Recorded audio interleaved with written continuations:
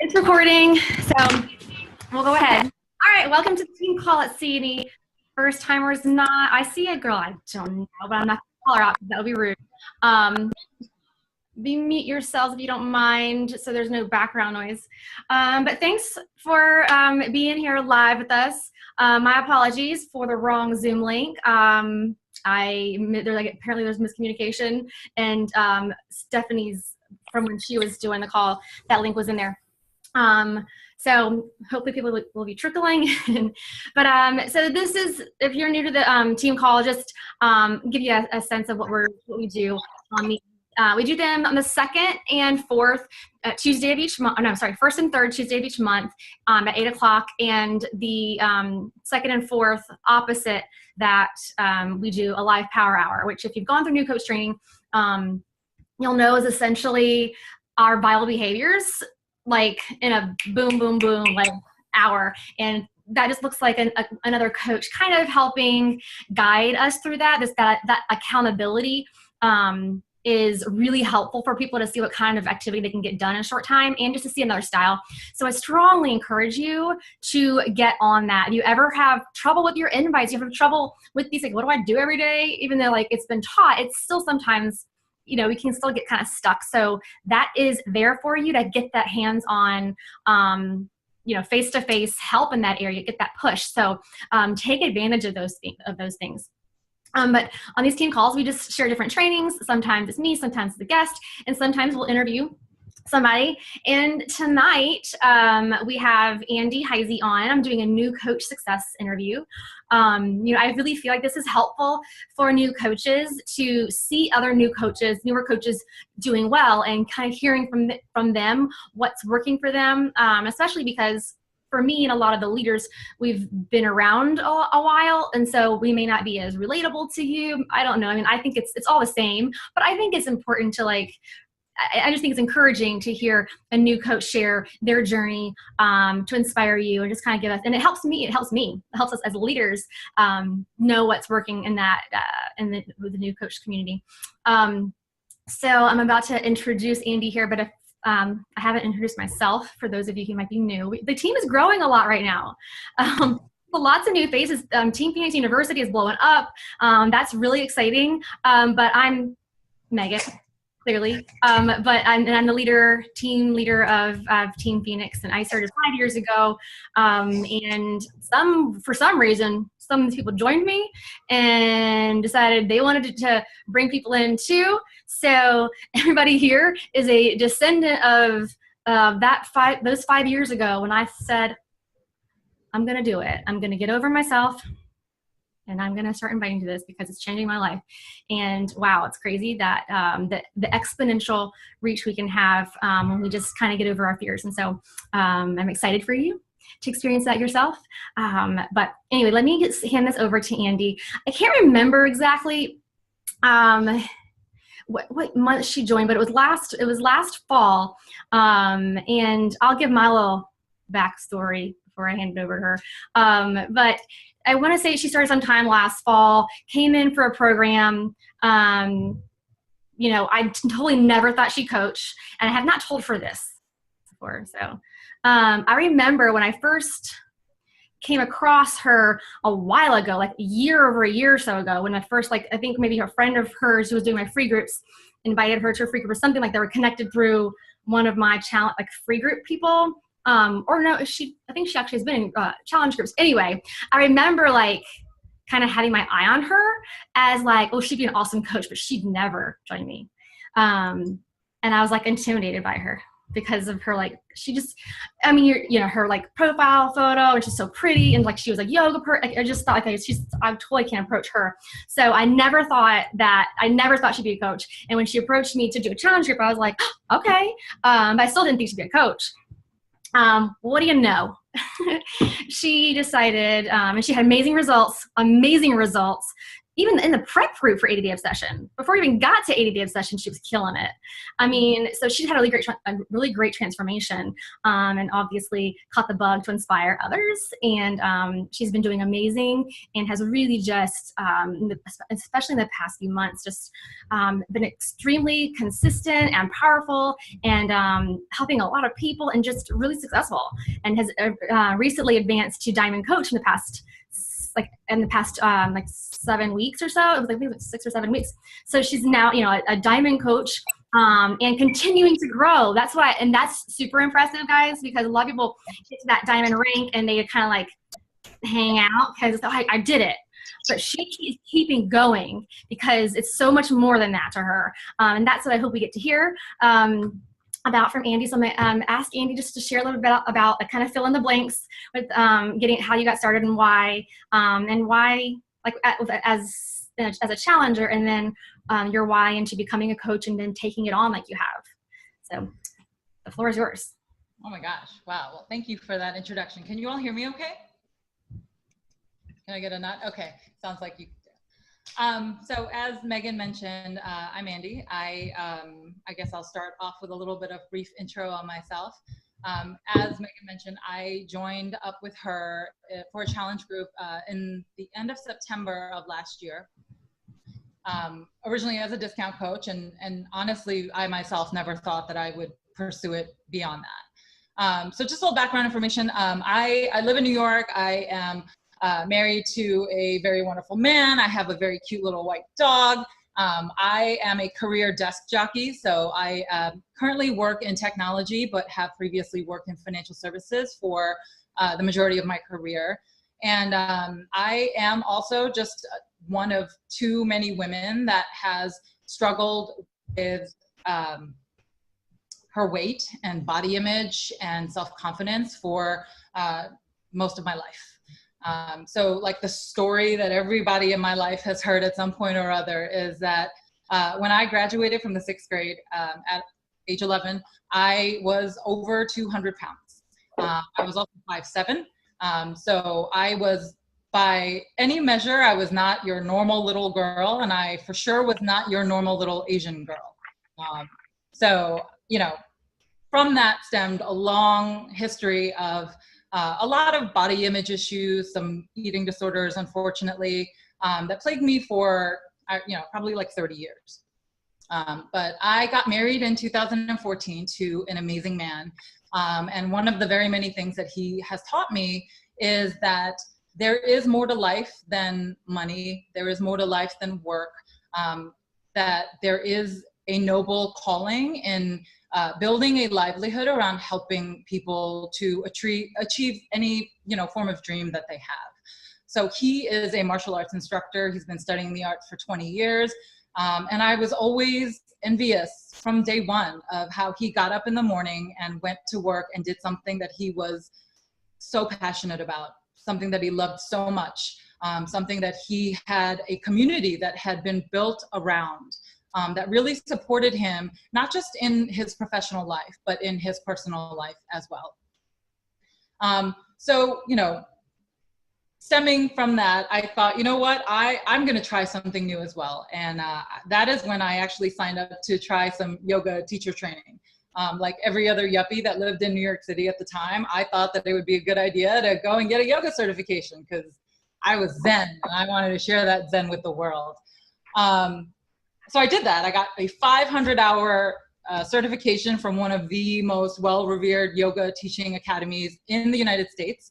And then I realized that there was no way that I was actually going to make anything resembling a living doing that. There was an overabundance of yoga teachers and wannabe yoga teachers and not enough classes. And the one thing that I had learned through my life and my career is that my time is worth something and I'm not going to give it away for free.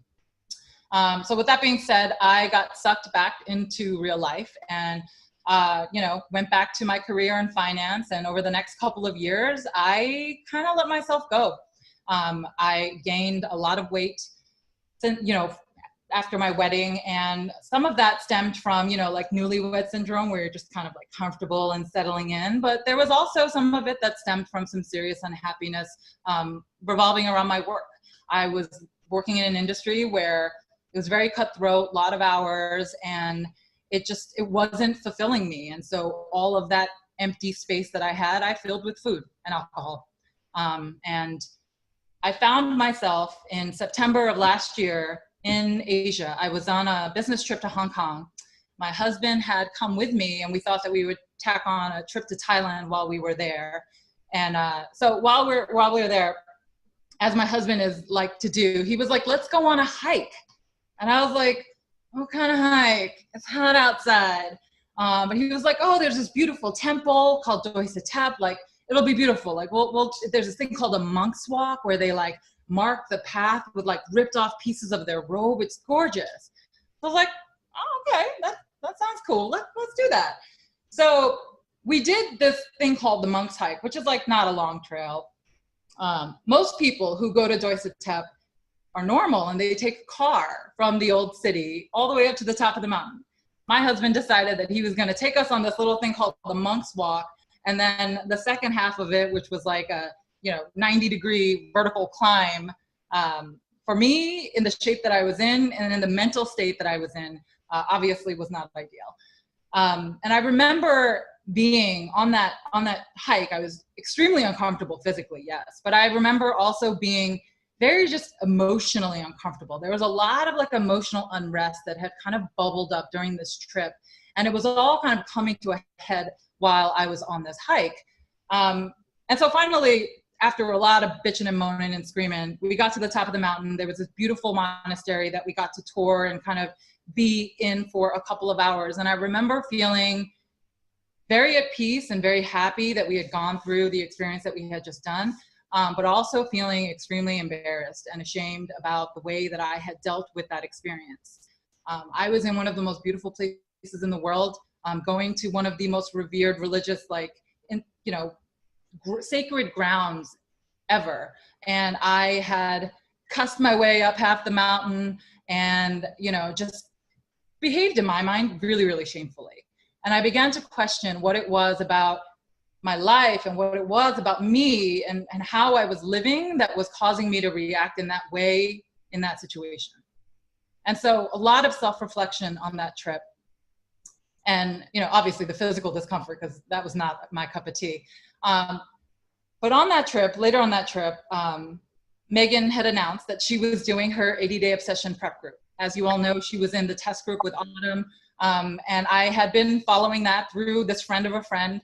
And I remember saying, like, this is what I need. I need like 3 months of just like unabashed getting after it. And this is going to like shift my mindset and get me to the right place. So I signed up with her September 28th of last year. And I remember that date because it was my 3-year wedding anniversary.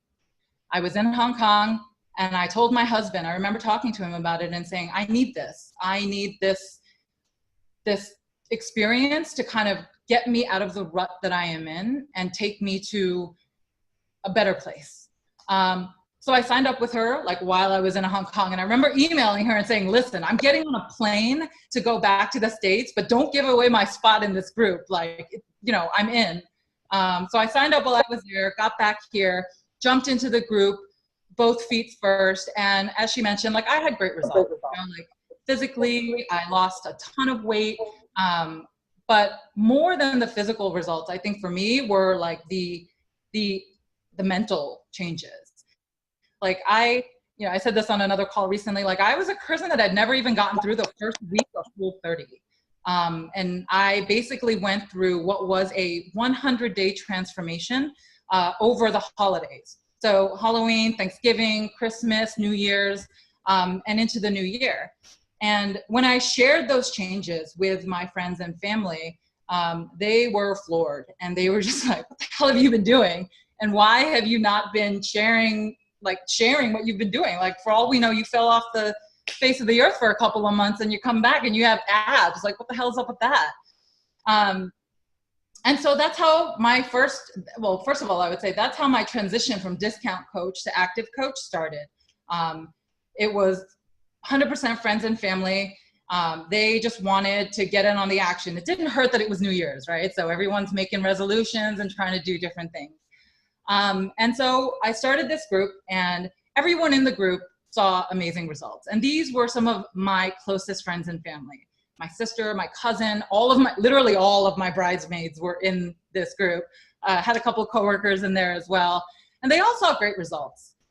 But I think for me, the one that stands out the most, the one that really lit my fire for coaching, obviously in addition to my own changes, was my sister. So my sister is 5 years my junior, and like me, she has struggled with her weight her entire life. She is petite in height, and so she carries it a little bit differently, and I feel like it has been more of a burden for her in her life than it was in mine. And she has always been very adverse to exercise. She's tried a bunch of diet programs, this, that, and the other thing, but she has refused to exercise, and I feel like a large part of that was shame about her body, embarrassment, not wanting to try and undertake that where other people were watching. And so the whole working out from home thing really was something that I thought would be powerful for her. But she was absolutely adamant that she was not going to try it. She was having none of it. But I lovingly encouraged her, or as my friend Jen Bowman would say, bullied her into signing up for 80-Day Obsession. She did. She saw incredible results, as you might expect. She lost like 30 pounds, tons of inches all over the place. But I think for me, what I light up at and what really lit my fire for this was seeing my little sister confident for the first time in a really, really long time. Sorry, I get a little emotional when I talk about this because she's my baby sister. And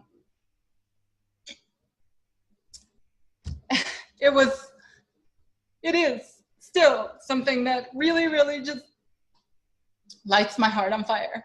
She was actually over here tonight, and she said,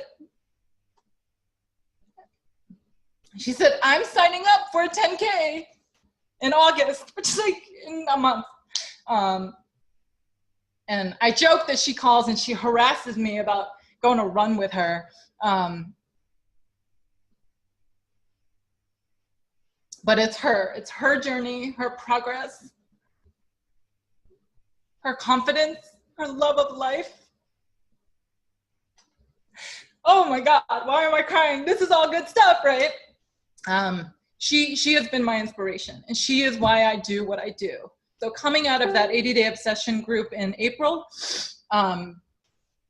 she inspired me, and she made me feel like this could be something that I could do with passion, with like a love and a serious, like a sense of getting a sense of fulfillment from it that I had never had in any job that I've ever had before. So that's what I did. I kind of dug in at that point. So we ended the group in April. And I'll admit, I hit a little bit of a rough patch. I had spent a lot of time and energy focusing on that challenge group. And, you know, I had not been great about my other vital behaviors. And so I found myself in a situation where I didn't have any takers, and I missed Success Club in February. And I missed it in March, and I was getting to the point by the end of the group where I was like, am I going to do this? Like, yeah, I have a lot of passion for it, but nobody seems to be biting. And I think that is where I learned a very, very valuable lesson. Right about that time, I was talking with my friend and success partner, Jen, and she was like, I'm going to do this diamond push group. And I was like, girl, are you crazy? Like, why are you going to do that? You're going to like pay all this money into the pot and you're never going to see it again, because like nobody actually ever makes those things, right? And she was like, I need a push, and this is what I'm going to do. And I was like, you know what? I'll do it with you. So I remember Megan was in Mexico on that trip, and I remember texting her and being like, is there still room in this? Because I need a little bit of this. And she said, yeah, sure. Like, send your thing in and we'll get you in.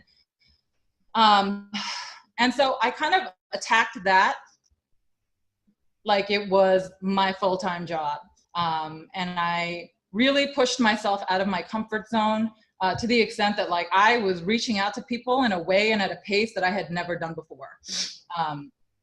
And I was taking back control over things that I had previously thought that I I had no control over, right? So I'm never going to have control, and none of us are, about whether people are going to accept the opportunity that we put in front of them. But we do have control over how active we are in terms of our vital behaviors, how active and genuine we are in terms of sharing our experience, sharing our journey, and really reaching the people that are ready to be reached. Because if they're not ready for it, you can have the best messaging, the best looking Instagram page in the world, and it's not going to get you anywhere. So I joined that push group, and I told myself by June 30th, I will be a diamond. And I did everything I could possibly think of to get myself to that point. And I remember on June 28th, it was like the Wednesday night before the rank came out, there was something like some preferred placement had gotten like messed up. And I texted Megan and I said, I'm close. Like, I literally have this one coach that is hanging on my left leg that needs to be on my right, but they won't change it for me. And she was like, well, you know, shoot me a note, like I'll write my corporate guy. And I had kind of resigned myself to that for a second. But then I was like, no. Like, I can be, you're gonna be surprised, I can be pretty obnoxious. I know I sound really nice and I smile a lot, but I can be really obnoxious. And you want to talk about not proud moments was, I remember talking to Megan after the fact, and I said, oh, hey, you know, I spent an hour on the phone with Coach Relations, and I got them to take care of it. Here's my projected diamond rank. I'm good to go, June 28th. And she was like, how the hell did you do that? Like, that doesn't happen. They're pretty adamant about, you know, things having to go through their process. And I just remember saying, like, this is what I wanted. It's what I said I would do. And, you know, granted, it was not my proudest moment, and probably would not be excited to hear that there was an audio replay of that conversation available somewhere, but it got done. And I'm sitting here 7 weeks later, still have my rank, and I am pushing, and I'm going to put this out into the universe, Star Diamond by September 30th. Well, so let me just, for a moment, like, she was one of two, like, I think we had two, Jen Weiss and Andy Heisey. We had like 50-some people go into that diamond push, rank in the bank. And we were partnering with like 12 other elite coaches. So the group was a lot larger, but you know, the two girls from the team, and she was one of them, came through, and it was like 300 and some, I'm not sure how much you guys made, but it was, I mean, that wasn't the point, but it was that, you know, that kind of accountability. But I'm pausing you because I want to like back up a little bit on a couple of these things. Ashley said this, and I wanted to, Ashley said that, no, what did she say? A why that makes you cry. And when you were getting emotional, and I want to just pause there because that's something that we say in Beachbody, having a why that makes you cry. When you think about those moments that you're struggling, and those moments when you're overwhelmed, that dirty word, those moments where you want to give up, or you're stuck, you don't know what to do next. You know, do you really have a why that makes you cry? I mean, I think the point is, is there something that you can think of with this that is so important to you, that you can dig down and realize, no, it's not okay that I stop. No, it's not okay that I, you know, don't figure out how to get unstuck. No, it's not okay to sit here and wallow. I mean, have my pity party, but like, you know, there's a real reason that this matters. There's a real reason that I need to, that I dig in, that I get after this. And so, you know, clearly Andy has that why.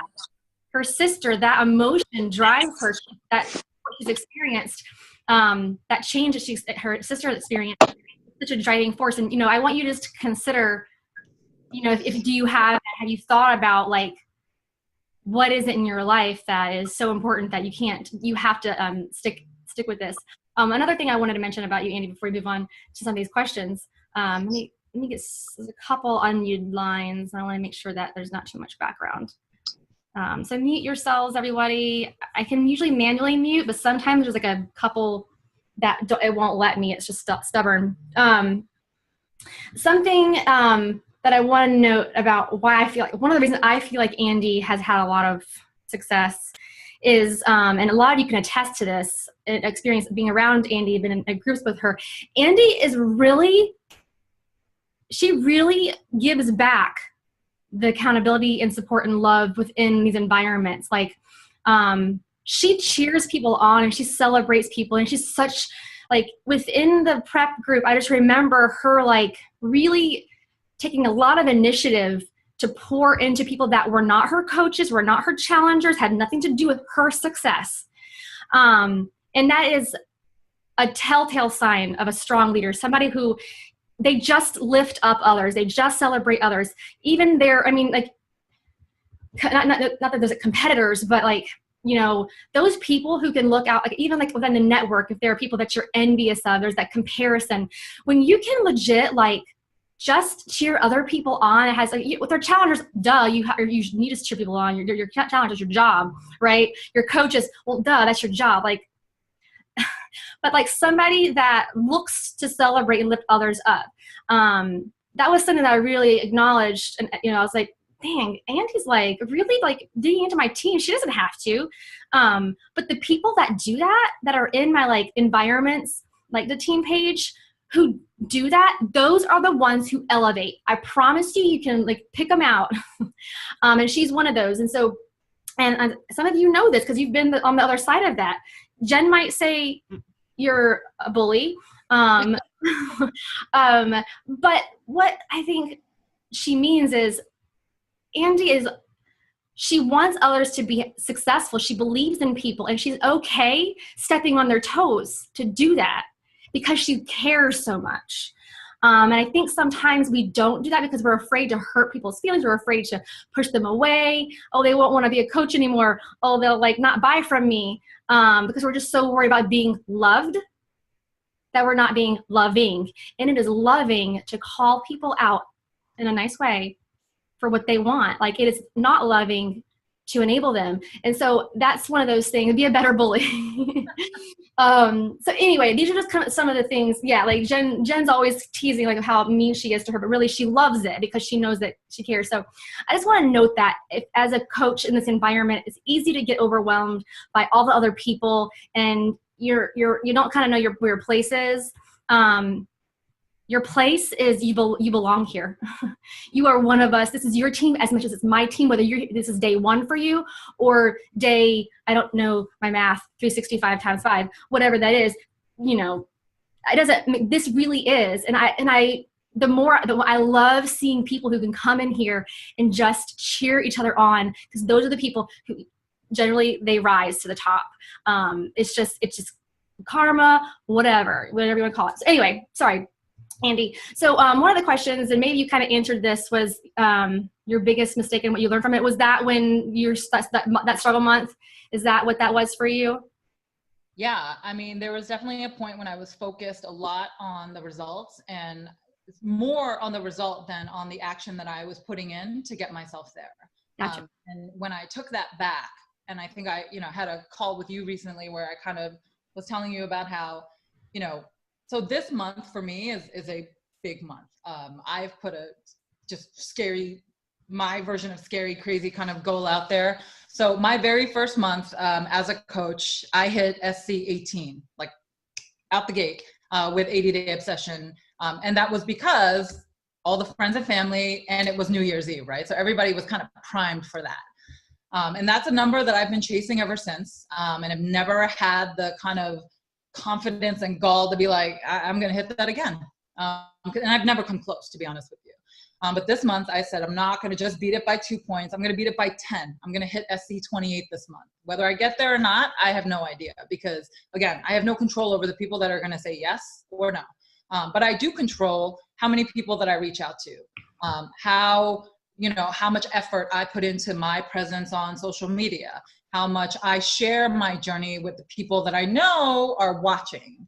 And so for me, I have to remind myself of this, and that is when the long game for me is going to be dictated by how I react in moments of hardship and difficulty. When things are tough, if I persevere and push through, I know I will be successful.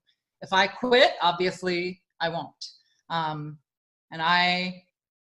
like there was a point when I was like missing Success Club month after month, and I felt like I was losing my momentum, that I wanted to quit. And I remember talking to Jen about like, I don't think this is for me. Maybe I just kind of bit off more than I could chew, and it's not in the cards. And she kind of gave me a pep talk and was like, you can do anything you put your mind to. You just have to want it, and you have to do the work. And I was like, duh. So I did the work. And, you know, I pushed and I bullied, and, you know, got it done. So you, a couple of the questions, it sounds like you touched on all of these. I asked like tips for new coaches and your Success Club tips, which I think I heard a lot of them, but did you have anything more to those, the tips for new, like top 3 tips for new coaches and just like Success Club tips? And I feel like you pretty much shared a lot of that already, but did you have anything else to add to that? Yeah, I have like maybe 2 other things that I'll say. The first is, when I first started, I was obviously a discount coach, and I wasn't looking to work the business opportunity inside of it. And so when I was in that prep group with Megan, like I did not share my journey anywhere but within that test group, because I was like, I'm not doing this, right? So like, it doesn't matter. And part of the reason that I did that was, I remember, you know, earlier on in my life when, you know, social media became like a thing, I saw a lot of sweaty selfies, saw a lot of gym selfies. And I remember feeling and thinking certain things about the people that were in those pictures. And I remember thinking that I did not want to be one of those people that people thought those things about when they saw me. And so I just refused to do it. What I didn't realize, and what I have come to kind of acknowledge more recently as I kind of reflect back on the reason and the rationale and why and how I think about things, is that previously a lot of that kind of animosity or anger or disrespect that I felt towards the people that were sharing their journey at that point was because they were doing things that I wasn't doing. They were taking action to improve themselves and take control of their lives that I was not doing. And to be perfectly honest with you, I was jealous. I was just a hating, jealous person. And at that point in my life, that message, those photos or posts, they weren't meant for me. They weren't meant for a hater that wasn't willing to put any work into doing what they wanted to do. They were meant for people that were on the precipice and ready to take action and take control of their lives. And likewise, I want you all to remember now, as you start on your coaching journeys, or maybe you're kind of in the middle of it, that when you post your journey, you know your heart. You know that you're not doing it to boast. You're not doing it to just like show skin. You're doing it to share this journey that has impacted your life in such a way, and that if there are people that are not ready for it and they're going to hate on it, guess what? It's not for them. So whatever. Do you? I can't wait for you, Andy, to get your first fan that has a badge. So you're the hater, but now, like today, apparently Facebook thinks you're like my #1 fan. Yeah, I got this notification today that was like, on me. You are officially one of Megan Eggleston's fans. It's sort of an inside joke, but a lot of you sent your badges to me. So Facebook's doing something like top interactors of a page. It gives you a badge for being a top fan. So I thought it was funny today that Facebook gave her a badge for being my top fan. They're special. But when you used to hate on those people, now you're a fan. But anyway, and you're going to have all kinds of fans, of course. Anyway, so that was the one thing. You had another. Yeah, so the other thing, and I think this is a big thing, and I'm surprised to hear that people don't do this a lot, but this is something that I've done since day one, and that is, maybe not day one, but more recently, present the coaching opportunity to everybody. Every challenger that comes to you, everybody that has a conversation with you about wanting to do a Beachbody program, share the coaching opportunity. Whether you think they're going to be into it or not, that's an assumption. There's really no basis for that, because at the end of the day, if nothing else, you are helping them to save money. Share that with them. Share with them the fact that, there's a 30-day money-back guarantee on basically every Beachbody product and program. Share with them that there is no risk and there is all of the savings for them to gain. And also do not be shy, especially with those people that are in your warm market. So your family and friends that you're sharing the opportunity with. Don't shy away from letting them know the impact of their participating in this opportunity can have for you in your business. You know, those people love you. They care about you. They want to see you succeed. And in a situation where they are losing nothing, they are saving money, you would be surprised at how many of them would be willing to take that on for you. In the beginning, when I first signed up my big crew of 80-day obsession people, like whenever somebody even like scoffed at, said anything that would give me any indication that they weren't going to sign up as a coach, I totally dropped it and I never brought it up again. Until I was in the Diamond Push group and I looked at my back office and I saw I have these 8 people from my first challenge group that are still ordering Shakeology. Guess what? They can save 25% of their Shakeology if they sign up as a coach. So I presented it. Now, full disclosure, there were some people that were like, oh shit, I forgot that was still there. Let me cancel that. That happens. So be ready for that.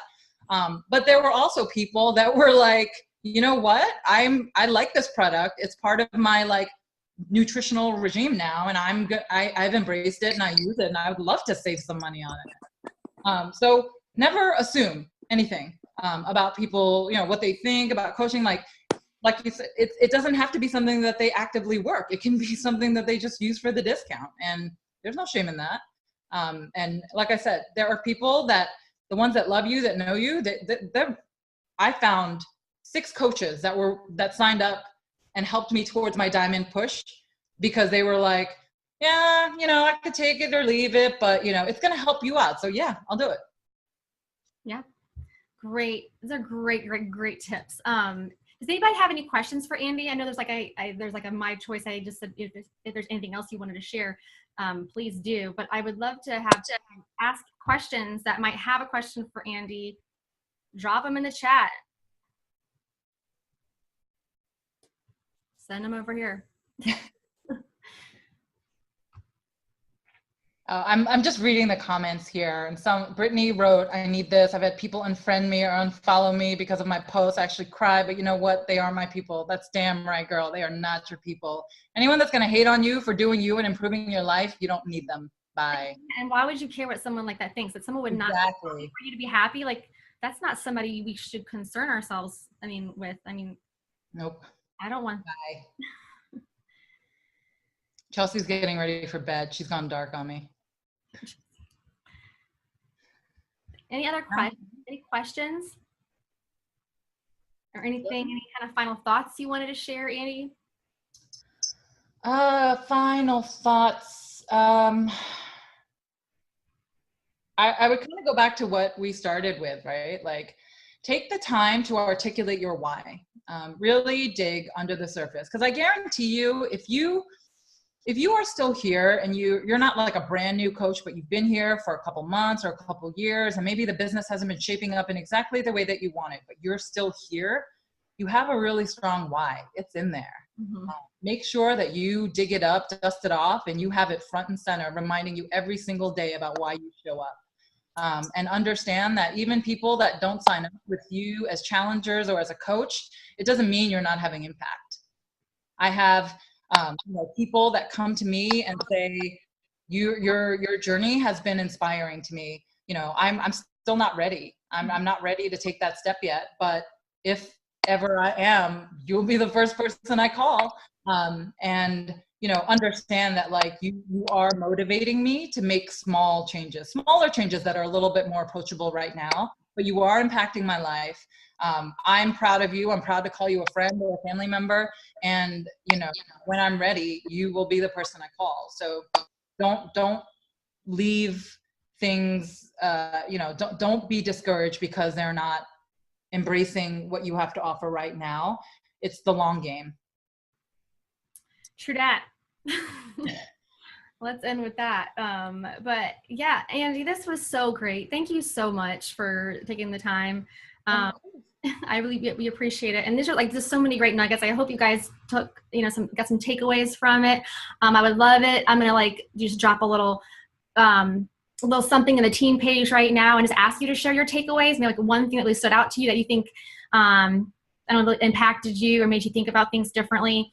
that'll help us all kind of be encouraged and inspired. But what I hear from Andy that really just makes me super proud is that she has that like farmer coach heart that I talk so much about, being a farmer, not a hunter. Like she understands that this begin with the end in mind. It's not about just how do I convert. It's like, how do I get people to a place where they see they're worth the value, worth the effort, worth the investment. She is planting seeds. She understands that this is a long game. She understands there's going to be some delayed gratification in the effort that she's doing today. And so she's constantly planting and nurturing, knowing that harvest is coming. So I love knowing that my team is full of those farmers. One last thing. If there are any of you that are on this call that are not signed up for Summit next year, make sure that you do that like pronto. I can tell you that I literally up until the week before, I was like, maybe I'll go, maybe I won't. Like I was kind of touch and go about it. And it was, I think, one of the most rewarding experiences that I've had. I got to meet the team. I got to like solidify a lot of what we've built over calls like this, like in person. And that is so, so valuable. So if you can make it, come. I know the rest of the team would love to meet you guys, especially for your new people. Like, make sure you come. It's such an amazing experience, and it can't be communicated over Zoom. As much as I like to think that it would be, it can't. Mm-hmm. So make sure you get those tickets and come to the Super Saturdays, and make sure you connect with other people from our tribe, because this crew is pretty solid. I'm not gonna lie. I am a hardcore cynic from New York City. And I'm shady, I'm not gonna lie, but this is a solid group of ladies and I love them all. And for those of you I haven't met, I'm looking forward to meeting you. So make sure you get to Summit, because I'll be there for sure. Bought my ticket already. Awesome. Thanks so much, Andy. Thanks guys for being here. I want to hear your takeaways in the team page. So head on over there, and sorry about the little snafu in the beginning. I'll make sure that doesn't happen again. Perhaps, more than likely, maybe not. Things happen. Good night, y'all. Beat your best. We have half the month still left, so you've had plenty of time. I think I sold like my record number of challenge packs in a time span just this last week. So if I can do that, you can certainly beat your best in just 15 days. So get after it. But thanks for being here. Have a great night, and we'll see you next week. Good night, guys.